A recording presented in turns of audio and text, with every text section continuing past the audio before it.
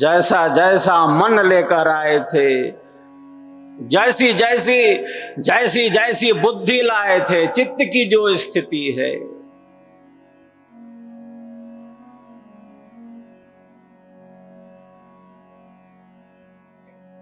बहुत बार ये होता है कि जैसा जैसा लेकर आए थे, जैसा जैसा मन लेकर आए, जैसी जैसी बुद्धि लेकर आए, जैसा चित्त का स्तर था, अहम की जो स्थिति थी,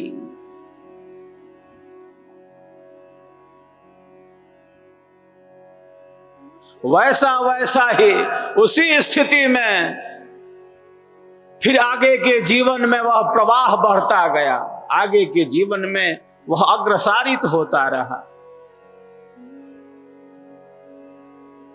मन की भी वही स्थिति रही जैसा लेकर आए थे, शुभ अशुभ मिश्रित विचारों वाला।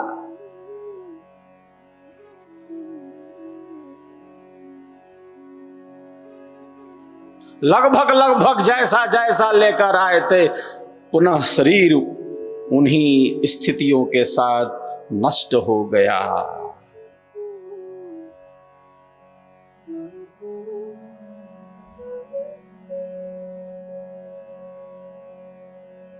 फिर चक्र चल पड़ा।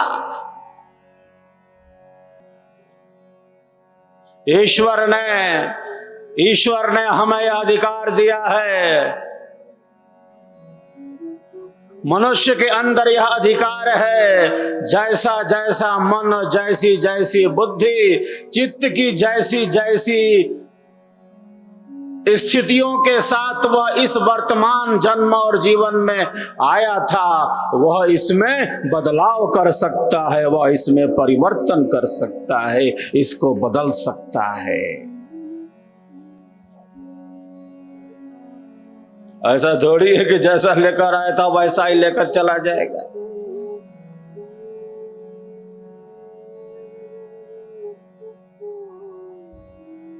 वो मन को चाहे तो अच्छे से अच्छा बना सकता है, वो चाहे तो मन को और खराब कर सकता है, चित्त को और दूषित कर सकता है, अंतःकरण को और मलिन कर सकता है। वो चाहे तो अपने अहंकार को और बढ़ा सकता है, अहम वृत्ति को और परिपुष्ट कर सकता है। और अगर वो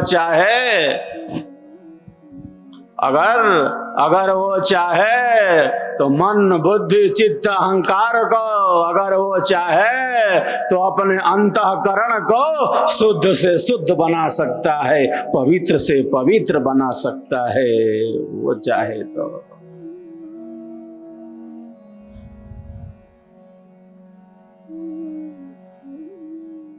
मानव शक्ति के बाहर है, जगत काम कोई ना है। बाहर है सब पुरुष का है, वो चाहे तो कर सकता है, वह इसमें बदलाव कर सकता है, परिवर्तन कर सकता है। अपने अंतःकरण को, अपने आंतरिककरण को हम श्रेष्ठ से श्रेष्ठ बना सकते हैं, अपने आंतरिककरण को हम स्वच्छ से स्वच्छ बना सकते हैं। मन वचन और कर्म से हम श्रेष्ठ से श्रेष्ठ बन सकते हैं, श्रेष्ठ से श्रेष्ठ बन सकते हैं।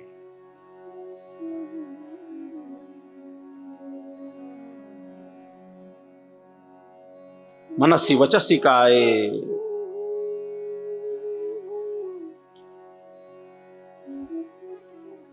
मनसि वचसि काये पुण्य पीयूष पूर्णः, त्रिभुवन उपकार श्रेणी भी प्रीणयन्तः, परगुण परमाणुन पर्वती कृत्य नित्यम निज हृदय विकसन्तः सन्ति सन्तः कियन्तः।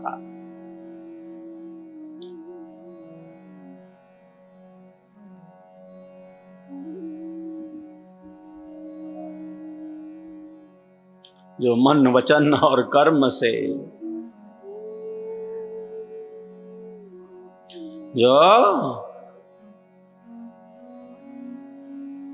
जो मन वचन और कर्म से जैसे जैसे अमृत से लबालब भरे हो,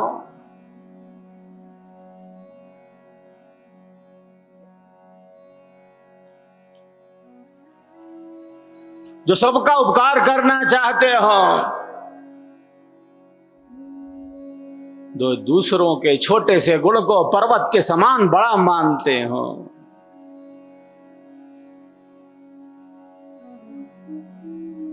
एक साधक का यही लक्षण है।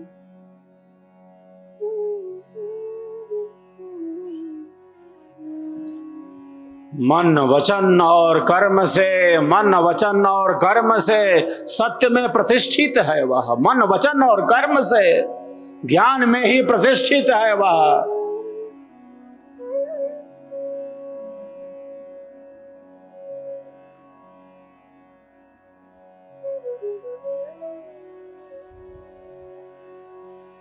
क्योंकि कर्मों का संपादन हर क्षण हर पल हो रहा है, प्रतिपल हो रहा है। हम प्रतिपल कर्म करते जा रहे हैं, शरीर से, मन से, वाणी से।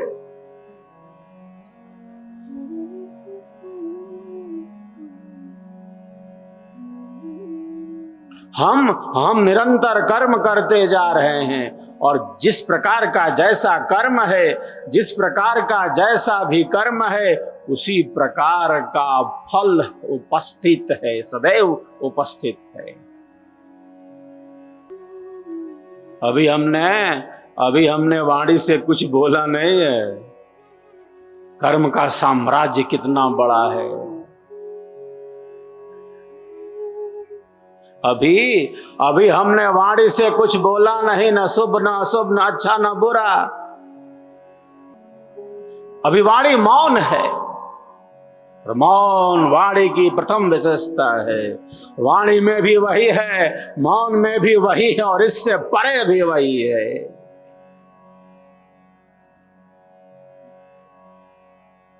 अभी कुछ बोला नहीं है, न अच्छा न बुरा, न बढ़िया न खराब। अभी वाणी मौन है।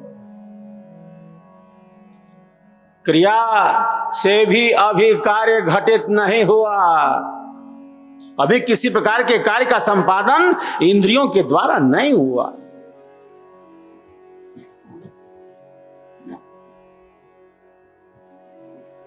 लेकिन चल रहा है, यहां चल रहा है, मन में चल रहा है, यहां चल रहा है,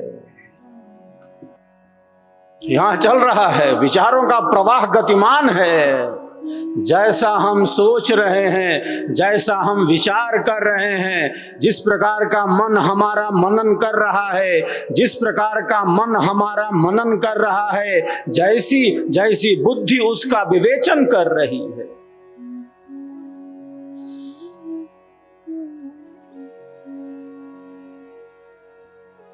शरीर से सूक्ष्म इंद्रियां हैं, इंद्रियों से सूक्ष्म उसका अधिपति मन है, मन से सूक्ष्म बुद्धि है, बुद्धि से सूक्ष्म आत्म तत्व है, और आत्म तत्व से सूक्ष्म परमात्मा है, परमात्मा है जो परम प्रकाश स्वरूप।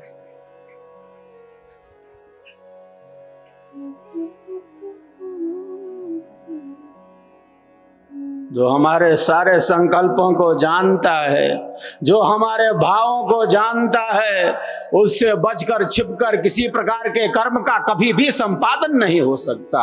हम जैसा सोच रहे हैं, जैसा जैसा हमारा मन मनन कर रहा है, जैसी बुद्धि हमारी विवेचन कर रही है। अभी किया कुछ नहीं है, अभी केवल मन में, अभी केवल विचारों में है।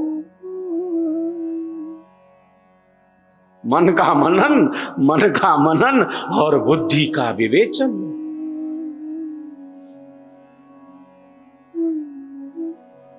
अभी वाणी मौन है, क्रिया भी शून्य है, लेकिन केवल मन के मनन से, केवल मन के मनन से और बुद्धि के विवेचन से ही एक प्रकार का मानसिक कर्म घटित हो जा रहा है, मानसिक कर्म घटित हो जा रहा है।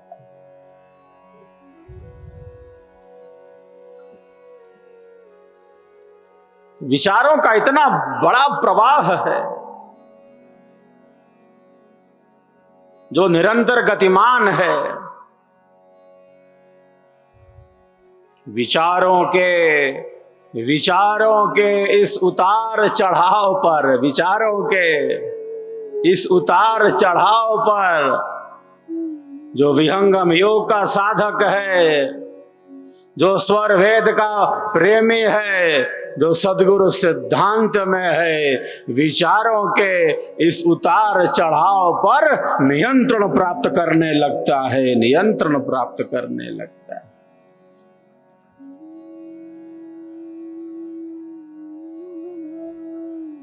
हीन विचार, निरर्थक विचार,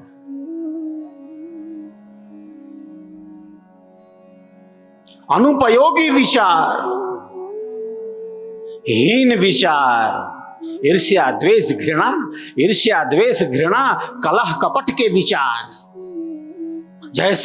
जैसे हमारी आंतरिक शक्ति का ही नाश कर रहे हो।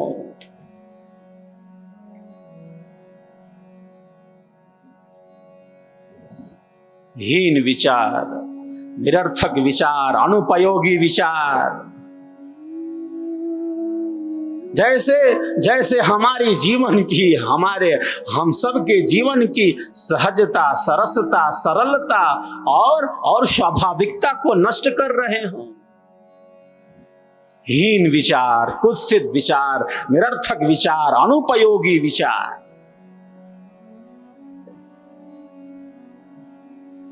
जैसे हमारे जीवन की सहजता, सरसता, सरलता और स्वाभाविकता को नष्ट कर रहे हो। एक व्यक्ति मूर्ति बनते हुए देखना चाहता है, एक व्यक्ति मूर्ति कैसे बनाई जाती है वह जानना चाहता है, वह देखना चाहता है। वो पहुंच जाता है इसी जिज्ञासा भाव के साथ मूर्तिकार के पास। पहुंच गया मूर्तिकार के पास, जरा मैं देख लो कि मूर्ति कैसे बनाई जाती है। वो देख रहा है मूर्तिकार तो मूर्ति बना नहीं रहा, ये मूर्तिकार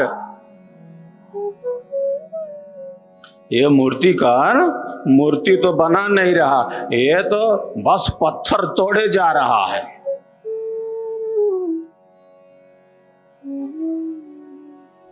यह मूर्तिकार मूर्ति नहीं बना रहा, ये बस कर क्या रहा है, ये तो पत्थर तोड़े जा रहा है। वो देखता है मूर्तिकार को पत्थर तोड़ते हुए, पूछता है भैया आप मूर्ति कब बनाओगे? आप तो हथौड़े के वार से पत्थर तोड़े जा रहे हो, मैं मूर्ति बनते हुए देखना चाहता हूं, मैं इसलिए आया हूं, आप बताओ आप मूर्ति कब बनाओगे? मूर्तिकार कहता है मूर्ति यहां कहीं बाहर से नहीं आने वाली, मूर्ति यहां कोई बाहर से आने वाली नहीं है मूर्ति।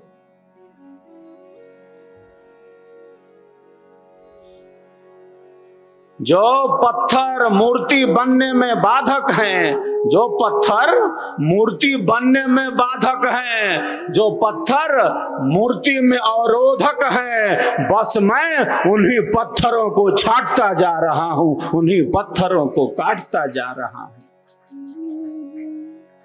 उन्हीं पत्थरों को हटाता जा रहा हूं, उन्हीं पत्थरों को दूर करता जा रहा हूं।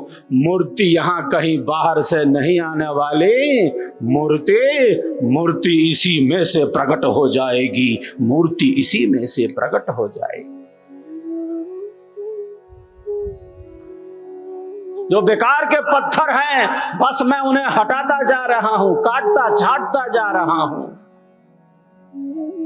जो अनुपयोगी विचार हैं, जो कुत्सित विचार हैं, जो निंदित विचार हैं, जो हीन विचार हैं, जो हीन विचार हैं, जो मनोविकार हैं,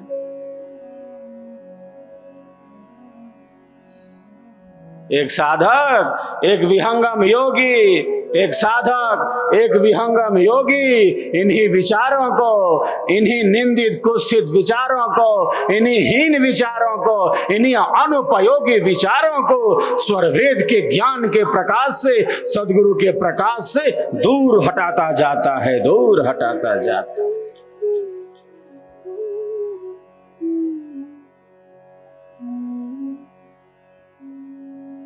क्योंकि योग साधना में विक्षेप बहुत है।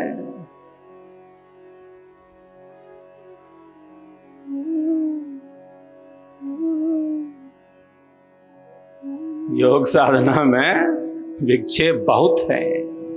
एक साधक के समक्ष कठिनाइयां आती हैं।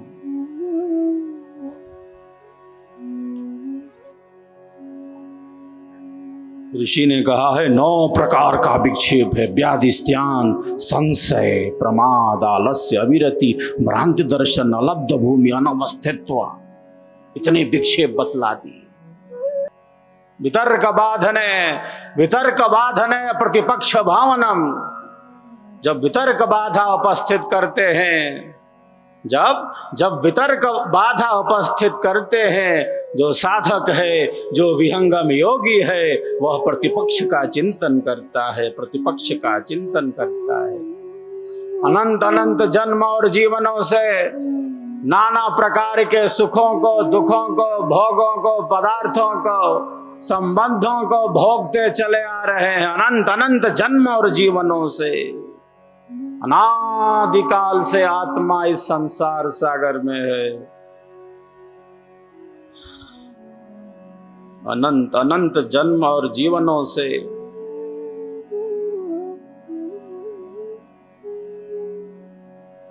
नाना प्रकार के सुखों को, दुखों को, भोगों को, पदार्थों को, संबंधों को भोगते चले आ रहे हैं। मैं, तू, यह, वह, अनंत अनंत जन्म और जीवनों से।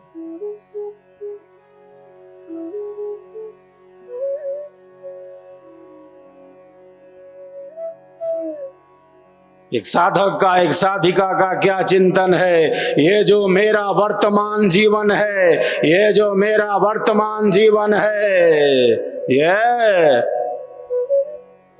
पूर्व की भांति यूं ही नहीं व्यतीत हो सकता। केवल संसार के सुखों में, दुखों में, भोगों में, पदार्थों में, संबंधों में, मैं, तू, यह, वह में मेरा जीवन व्यतीत नहीं हो सकता। मेरे जीवन का आध्यात्मिक निर्माण होगा, मेरे जीवन का परिपूर्ण निर्माण होगा।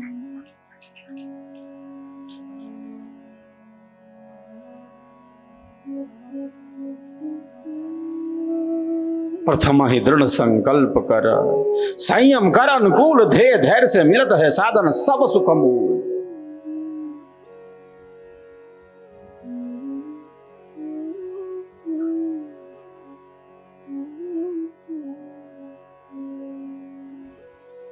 जिस प्रकार का हमारा विचार होता है, जिस प्रकार का हमारा चिंतन होता है, जैसे हमारे संकल्प होते हैं, उसी दिशा में हम आगे बढ़ते हैं।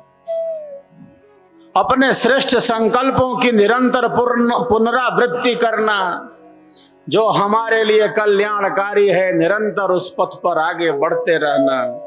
कल्याण का मार्ग क्या है? कल्याण का मार्ग और कुछ नहीं, कल्याण का मार्ग है जो कल्याणकारी है, उस पथ पर निरंतर गमन, आत्म कल्याण के पथ पर निरंतर गमन। स्वर्वेद इसीलिए मिला है कि हम अपने लक्ष्य से दूर ना हो। सदगुरु ने हमें यह महाप्रसाद इसीलिए दिया है